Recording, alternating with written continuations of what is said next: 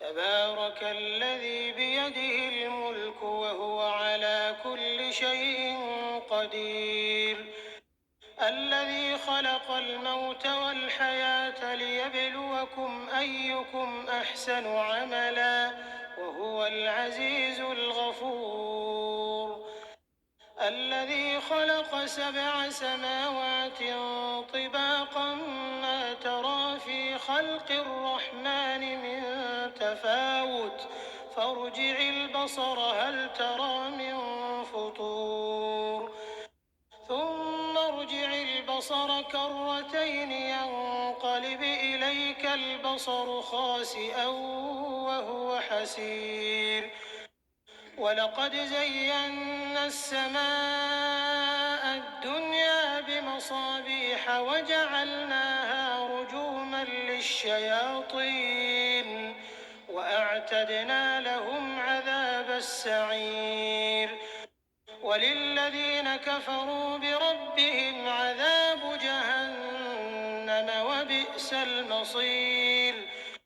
إذا ألقوا فيها سمعوا لها شهيقا وهي تفور تكاد تميز من الغيظ كلما ألقي فيها فوج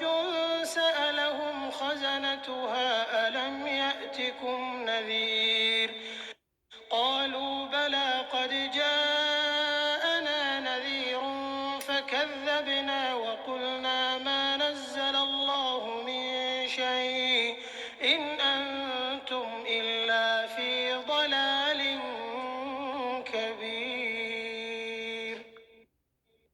وقالوا لو كنا نسمع أو نعقل ما كنا في أصحاب السعير فاعترفوا بذنبهم فسحقا لأصحاب السعير إن الذين يخشون ربهم بالغيب لهم مغفرة وأجر كبير وأسروا قولكم أو اجهروا به إنه عليم بذات الصدور ألا يعلم من خلق وهو اللطيف الخبير هو الذي جعل لكم الأرض ذلولا فامشوا في مناكبها وكلوا من رزقه وإليه النشور أأمنتم من في السماء أن يخسف بكم الأرض فإذا هي تمور أم أمنتم من في السماء أن يرسل عليكم حاصبا فستعلمون كيف نذير ولقد كذب الذين من قبلهم فكيف كان نكير أولم يروا إلى الطير فوقهم صافات ويقبضن ما يمسكهن إلا الرحمن إنه بكل شيء بصير أمن هذا الذي هو جند لكم ينصركم من دون الرحمن إن الكافرون إلا في غرور أمن هذا الذي يرزقكم إن أمسك رزقه بل لجوا في عتو ونفور أفمن يمشي مكبا على وجهه أهدى أمن يمشي سويا على صراط مستقيم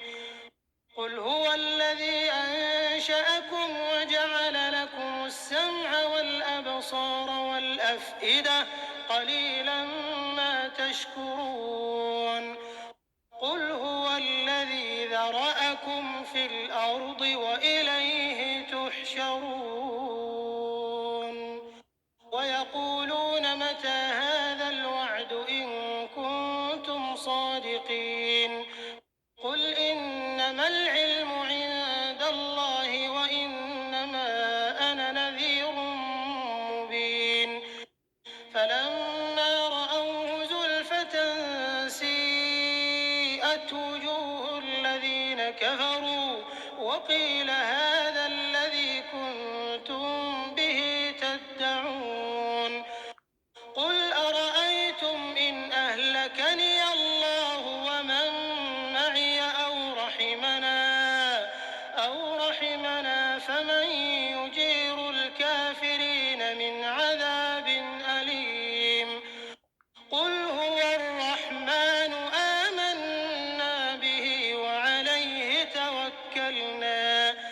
فستعلمون من هو في ضلال